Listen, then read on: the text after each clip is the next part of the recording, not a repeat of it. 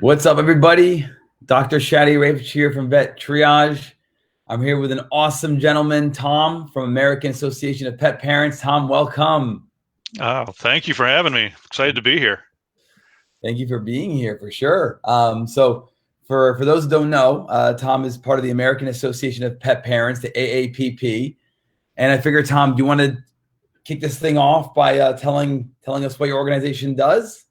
Sure, I would love to. Yeah, we are a newer organization, and the our mission is to help families keep their pets in their homes instead of having to find themselves in a position where they may have to give them up to a shelter or get rid of them when they don't really want to, or they find themselves in tough situations. So, the internet is a wonderful thing.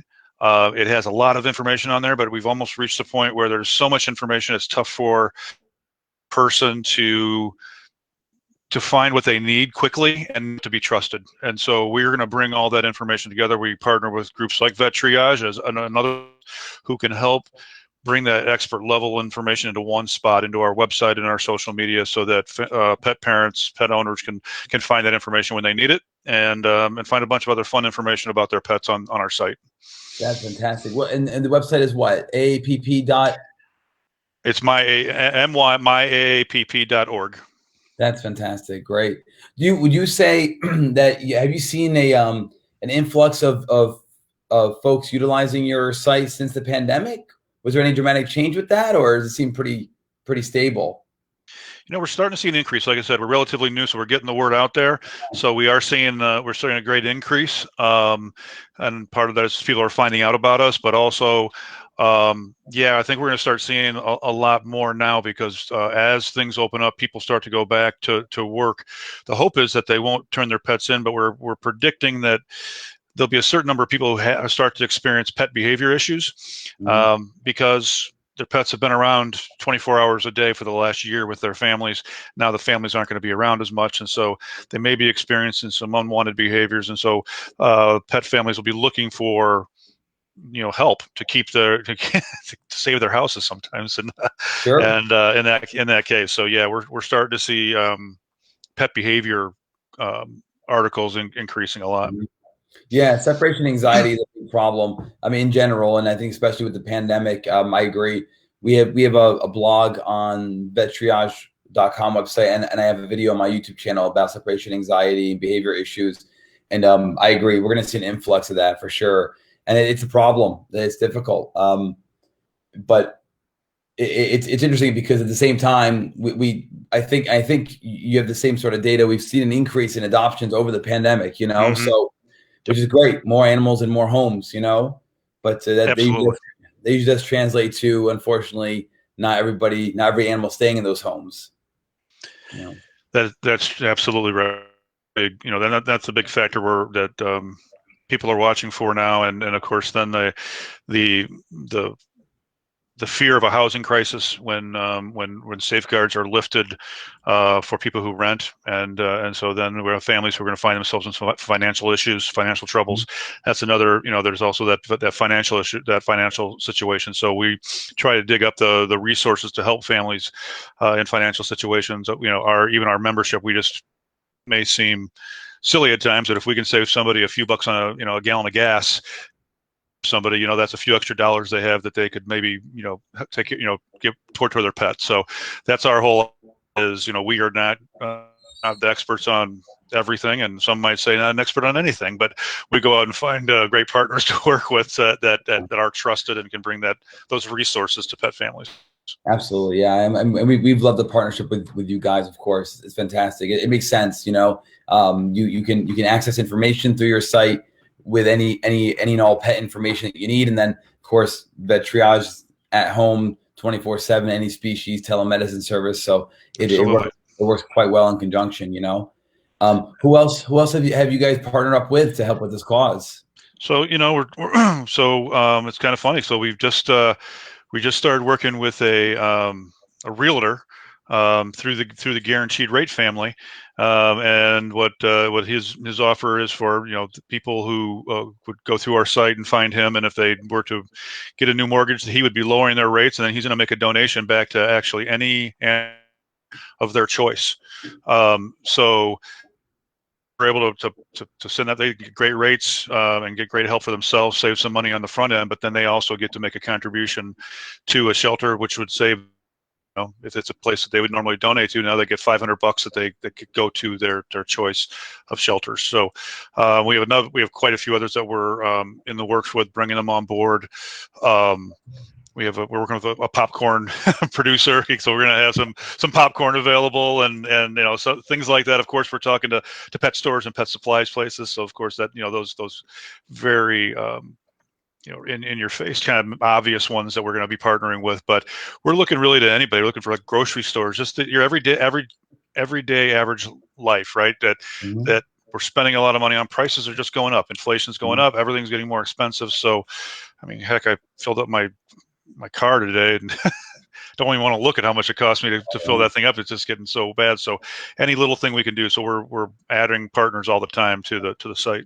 That's great. Yeah, I was on KNPR Nevada the other day, the radio show there, and they had somebody on the panel that were talking about a lot of the real estate establishments are becoming more sort of pet savvy, becoming more accepting of pets when you go to rent or buy. So it's pretty cool that things are still moving in that direction. It seems like there's a lot more that still has to be done, but yeah, having a real estate partnership to help people who need homes, is great. It is. Pets are just finding their way into our lives more and more, right? And so anything that any group that is listening that might be, I think it's a great market. I mean, from just a pure business standpoint, if you can make it work out, there's lots of opportunities because people love their pets and they're going to do whatever they can to help them. It's not a multi-dollar industry for nothing, right? Sure. Of course. Do your organization focus mostly on like dogs and cats, or are there other species? Right now, I mean, dogs and cats are the ones that get the primary focus because that's the greatest numbers. But we're gonna have all domestic species that we considered household pets.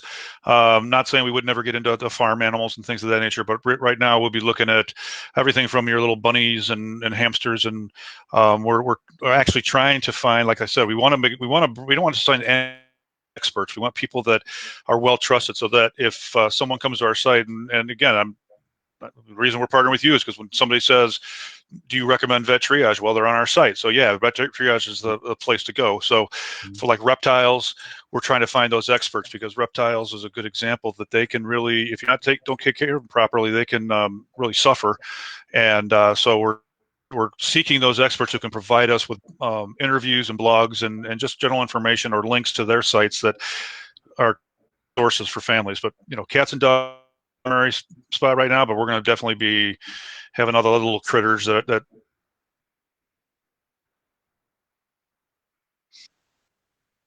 the one thing that veterinarians have a huge challenge facing every day in their clinics, in the clinical setting, is Googling stuff. Clients self-diagnosing, self-treating, and in one hand, it's great that pet parents have access to knowledge, to information. The other hand, of course, as there's lots of bad information out there, or inappropriately utilized information, what have you. And so it's nice to be able to offer pet parents multiple resources from different aspects of pet care that they can go to, that we trust, that we know they're going to get accurate information for.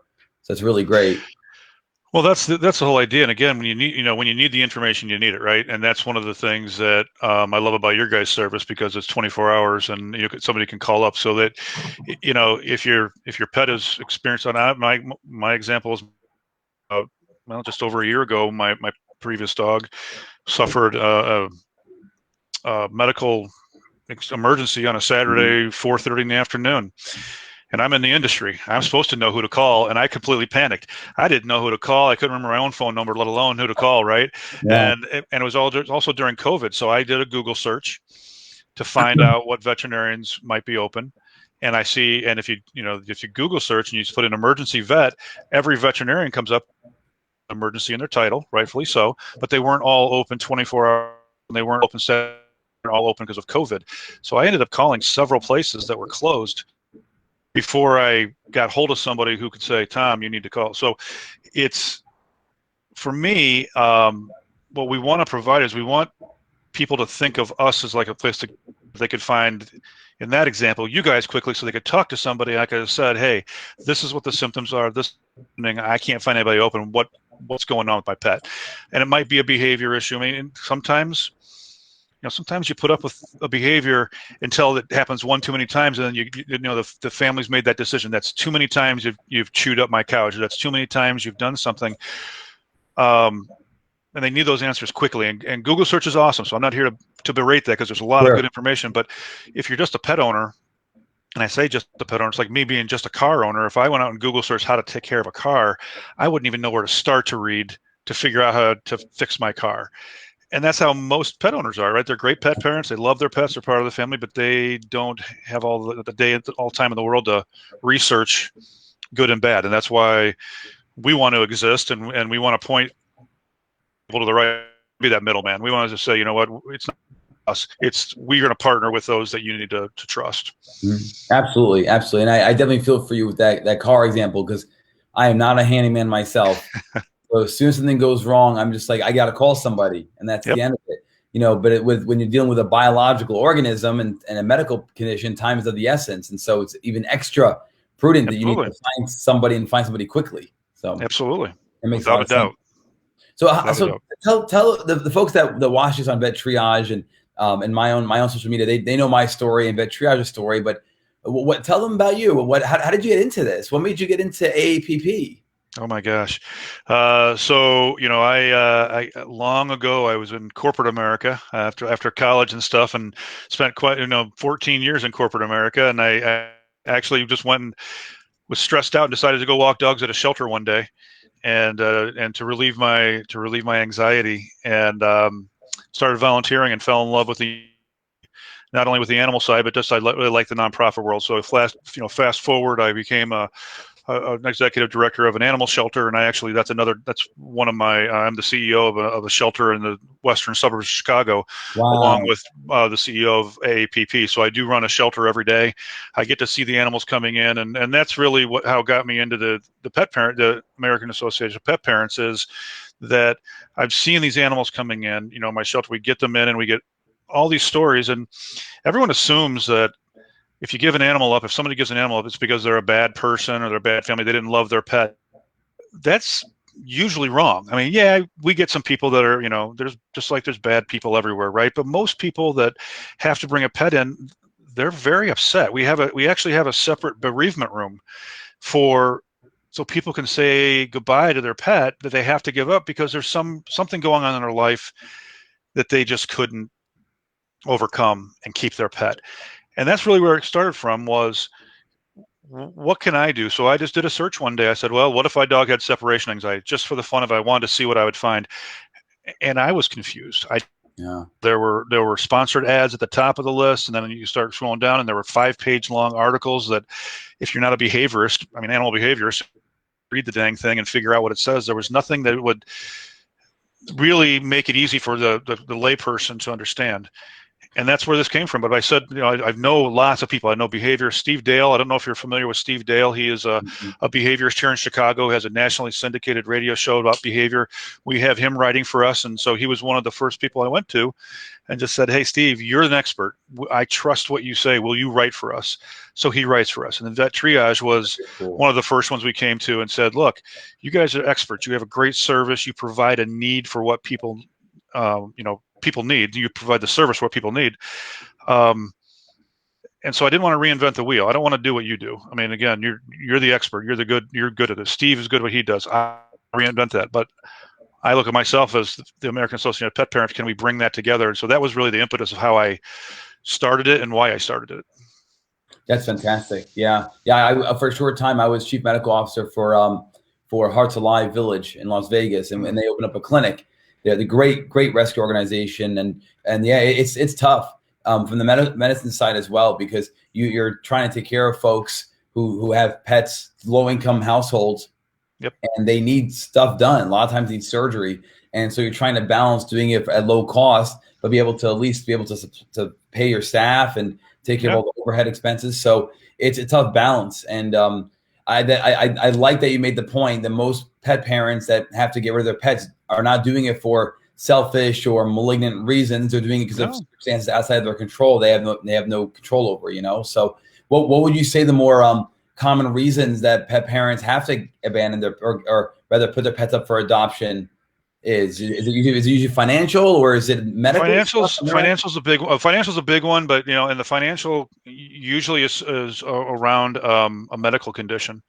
It may not be a terminal condition, but it would be just the and a little bit more than the annual care of the general exam shots, but something has happened to the pet, and that requires ongoing medical treatment.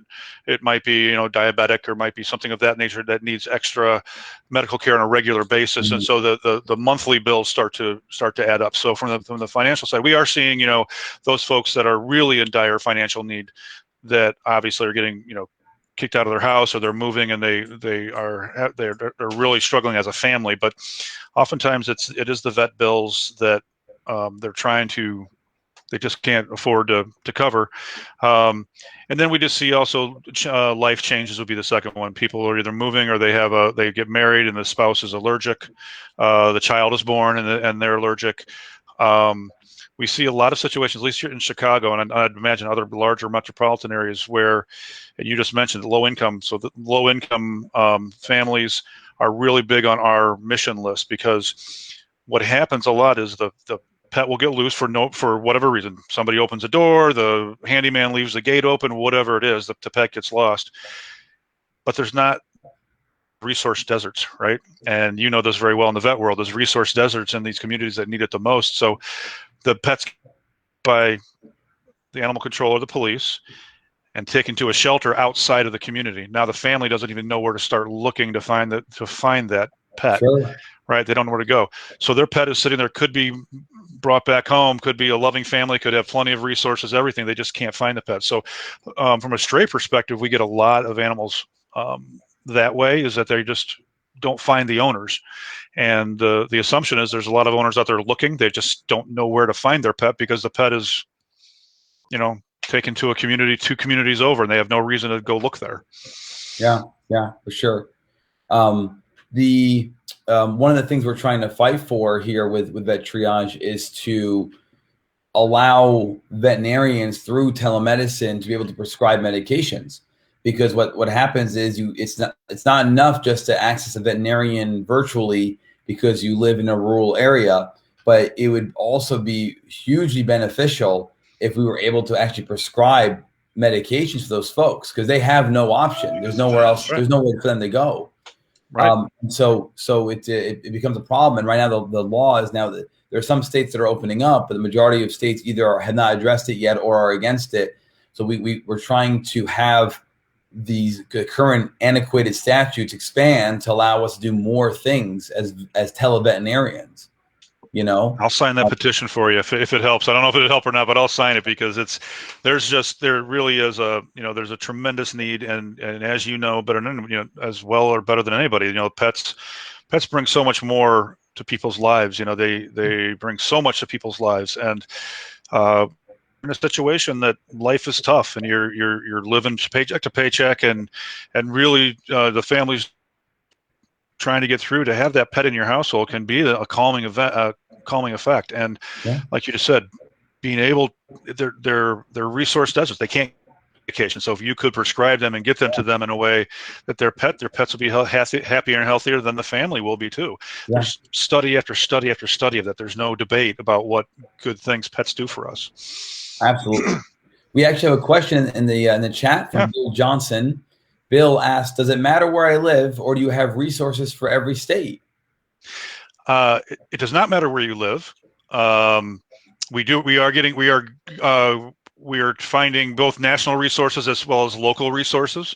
So take a VetTriage, for instance. That's national, and that is something that is a partner that we can work on a national basis. But as we find new resources in different communities, we will also be putting them up there, so that if someone were traveling through Denver, Colorado, and needed to find a local veterinarian in that area, then or pet store or whatever, they would be able to find that. So it'll be both local and national. Our job right now is to find those sources and make sure they're legitimate, and then get them on board. That's great. Yeah, yeah, and VetTriage is, as you mentioned, we're nationwide. We're actually global. Mhm. We received calls from Canada, from Germany, from Nepal, Portugal, Australia, the Middle East, you name it, Haiti, Marshall Islands. We've gotten calls from everywhere, and it's very very cool, very inspiring to see pet parents from across the globe reach out looking for help. It's not just a United States problem with access to pet Yep. care. You know, it's And everywhere. I'm on calls with an international committee that of people from all over the country, all over the world, actually, and animal welfare. And they tell stories, and I say, "Oh, you know, are you right down the street from me?" I mean, that's the same problems and more, and are faced in other parts of the world as the United States, where we don't own these problems or these challenges. And so you're absolutely right. So that's so great. And I would like to say that, you know, kind of reverting back to Bill's question a little bit, is that, you know, so we're a member organization. We have two levels of membership. One is a free membership, and one is the paid membership, which is it's only $18 a year. So we priced it Wow. at a very low level to allow us to get to basically anybody at all. It's a price point that anyone can get into. So I wanted to bring that up, I mean, as a plug for the organization, of course, but also just to let people know, you know, this is really we're not going to be a top-heavy organization. You know, the funds we get are going to be funneled back into the programs and into helping the pet parents. And so we've priced it so that anybody can get the help. And with the volume of pet owners and pet parents out there, then that would allow us to funnel those resources back to where they're needed most. That is fantastic. Wow. That's also very affordable. It is, you know, for most people it is. Some Yeah, people that's even, you know, some people it's even problematic. So we're actually, once we, you know, we're a little more mature, we're going to actually have programs that allow us to offer that full level of membership for lower prices or free for individuals who actually really need it from a financial standpoint. But yeah, I mean, $150 a month. yeah, That's as we set it up that way and intentionally, because this isn't meant just for, you know, those that have deep pockets. It's meant for everybody. sure. Yeah. So where do you guys see yourself in like 5 years? What's the future for you? What's the Oh, we're goal gonna own the long world. term? I'm gonna own the world, man. Yeah, Just kidding. You know, in 5 years, um, the real vision that I have is a really, I'll say, a skinny staff that's very efficient, and that we are looked at and seen as the go-to spot to find where to go to help your pet. We will have some of that information. We will carry some of that information ourselves, but a lot of times it will be um, see a partner on our site. You know, as an owner, you can trust that particular organization, and go use their services, and you know that you're going to get the best for your pet, and you're going to get the best for your pocketbook and everything else. It's a trusted source. Um, that's really what we want. We want to be, you know, and then this is what I use all the time. I want to be the AARP of pet parents. yeah, So yeah. AARP, and I know that you're not here yet. I am.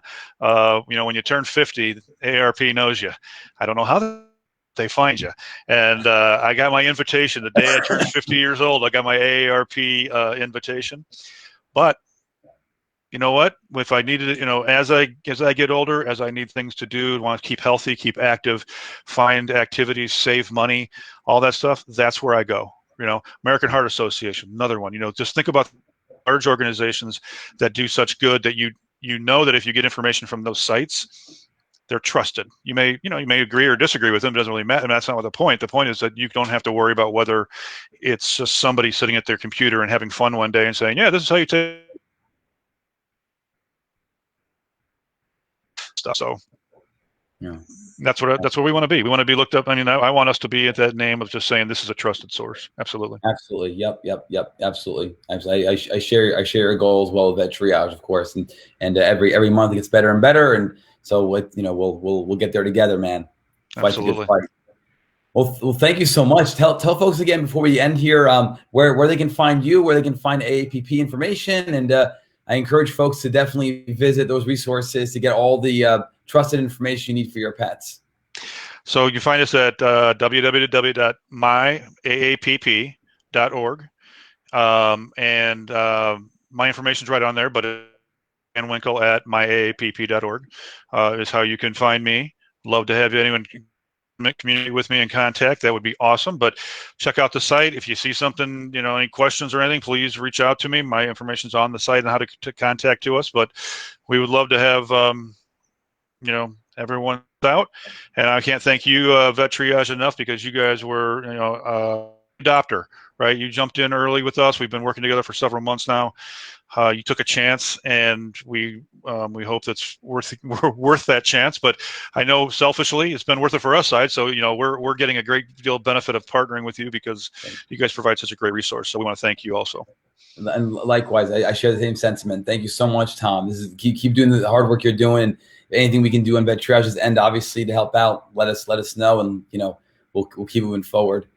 Thank you everybody for watching, and please go ahead and like the videos, share it, and as always, this is a lot of fun, Tom. Thank you, man. Thank you. You take Have a care. good one. All right, man. Bye-bye.